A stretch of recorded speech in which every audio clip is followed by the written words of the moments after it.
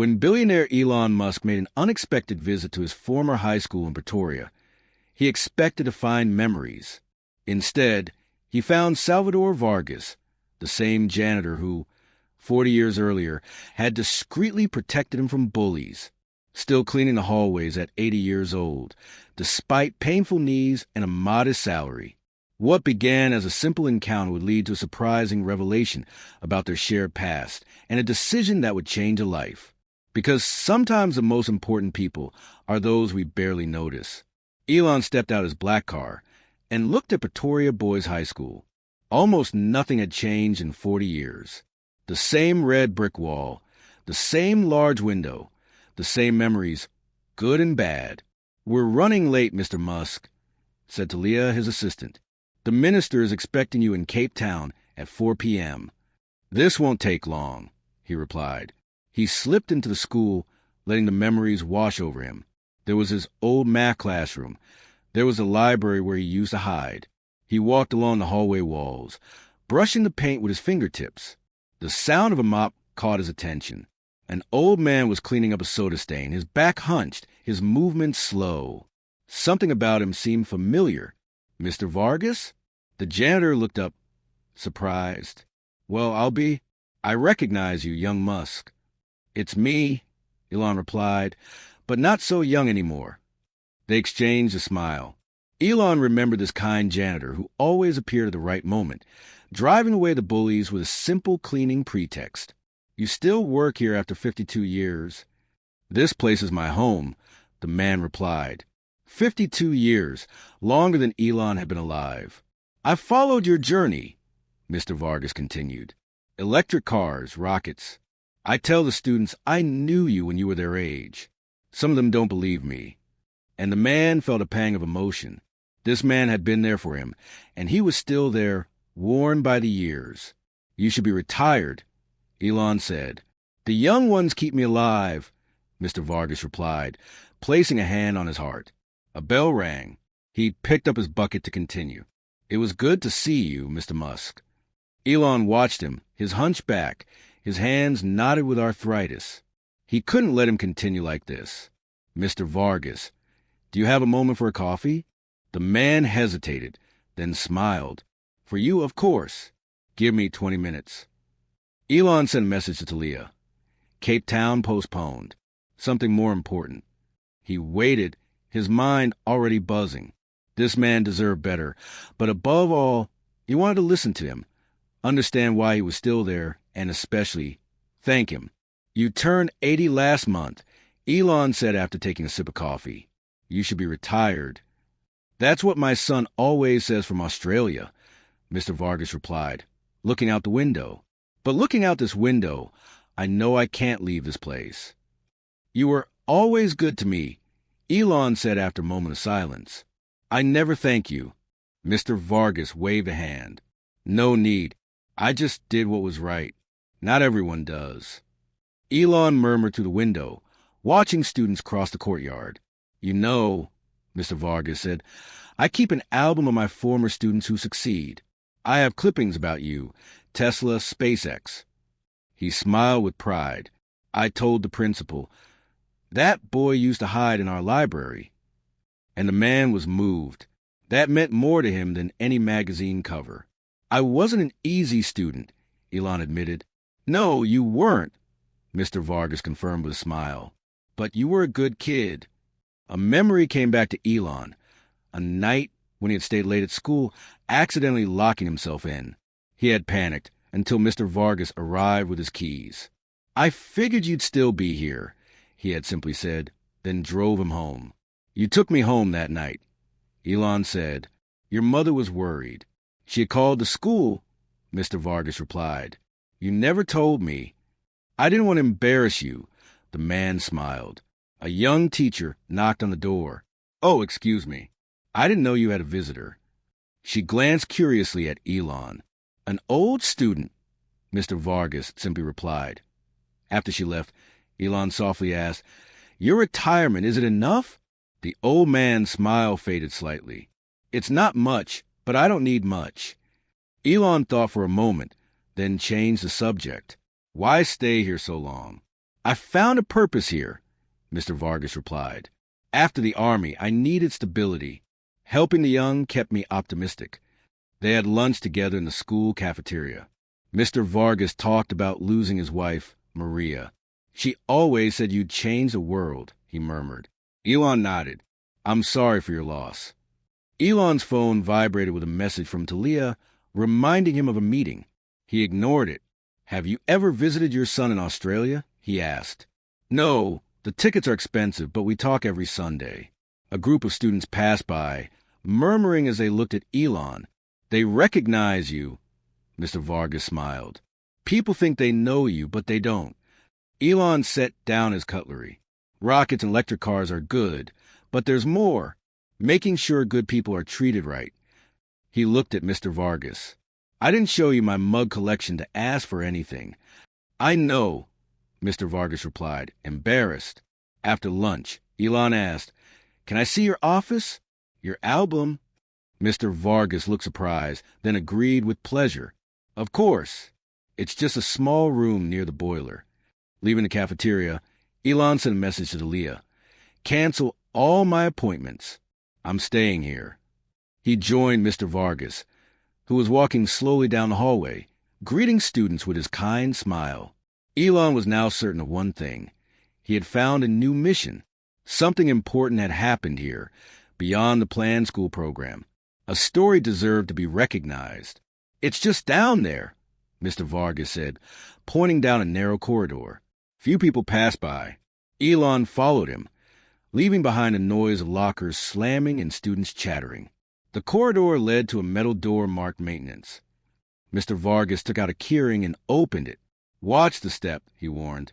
The room was small and warm, smelling of cleaning products and old books. A worn desk and a patch chair occupied one corner. On a wall hung two photos, a smiling woman and a young Mr. Vargas in a military uniform. Here's my kingdom, he said, laughing. 20 square meters, all to myself. He showed Elon a kettle. Tea. No. Thank you, Elon replied, looking around the room. Mr. Vargas took out an old leather-bound ledger. This is what I wanted to show you. Open it. The pages were filled with neat writing, dates, small stories, and newspaper clippings. My students, Mr. Vargas explained. Those who needed a little boost. Elon read a few passages. Each note told a story of kindness, a book left discreetly, a comforting word, a reassuring presence. Then he found an entry from his time. June 12, 1988. Tall, skinny boy, passionate about science.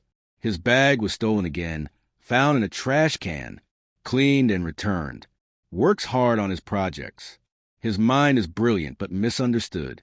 He could change the world if given the time. Elon's heart tightened. Mr. Vargas, you saw me, supported me in silence. You did this for so many students. Small gestures, Mr. Vargas replied with a shrug. But they count. Elon closed the book, deeply moved. Why did you stay here? He asked. Mr. Vargas caressed the leather cover. I found my place, being the adult I needed when I was a child. Elon thought for a moment, then said, Show me the school through your eyes. They walked together, Mr. Vargas pointing out forgotten corners, makeshift repairs, and places where lonely students always sat. When they reached the gym, Mr. Vargas sighed. I need to clean. I'll help you, Elon said.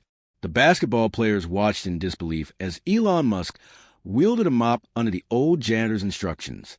After a few minutes, Elon noticed Mr. Vargas's pain. Your knee is bothering you. Old injury. Surgery is needed but too expensive, he admitted. Elon Musk stopped. We'll fix that.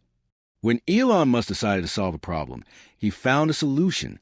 And now, Mr. Vargas was at the top of his list. 5 years ago, Mr. Vargas had admitted that even with insurance, his share of the medical costs exceeded his annual salary. So he lived with the pain. Elon, shocked, asked, You get used to it? Yes, and I take medicine when it's too much. He finished cleaning the gym in silence, Elon's mind buzzing with questions and possible solutions. Almost time for your meeting, Mr. Vargas said. I still have a little time. Can I ask you a question? He sat down on a bench, relieved to take the weight off his tired legs. "Mr. Vargas, what are your plans for retirement?" Elon asked. "Work as long as I can. The pension isn't enough with rent, medicine, and food, but you can't work forever. Another year or two, then I should go live with my son in Australia. But I don't want to be a burden." The man looked stunned and asked another question. "Your apartment?" "I've been renting for 30 years. The rent goes up, but my salary doesn't. And your savings?" "Spent on Maria's cancer. 3 years of treatment, but good years. Then helping my son, paying for my grandson's braces. Life is expensive." Elon thought for a moment, then asked, "If you could do something else here, what would you choose?" "I'd teach the children practical skills, repairing, fixing, solving concrete problems. Many know how to solve equations, but can't change a light bulb." Elon smiled. "What if you could change one thing here? What would it be?" Mr. Vargas thought, then replied, "I'd want every student to learn practical skills, not just theories. And I'd make the school more suitable for everyone." Elon noted his words, then invited him to a meeting with the principal. At first hesitant, Mr. Vargas accepted. In the principal's office, Elon spoke. "I am here today to honor an exceptional man. Mr. Vargas is not just a janitor of this school. He has been its pillar for over 50 years. He then announced, "I am creating the Vargas Foundation with an initial fund of $50 million. Silence filled the room. Mr. Vargas, in shock, stood speechless. "The foundation will have several missions," Elon continued. "First, it will recognize and support the unsung heroes of education: janitors, cafeteria workers, bus drivers who keep our schools running. Second, it will fund a complete renovation of Pretoria Boys High School, starting with all the problems identified today." The principal flipped through the documents in amazement. "This is incredibly generous, Mr. Musk," he breathed. Mr. Vargas, still emotional, murmured, "I don't know what to say." "You don't have to say anything," Elon replied with a smile. "You've done it all."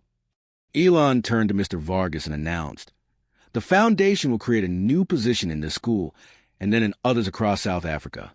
This role, called building manager, will combine maintenance and student mentorship."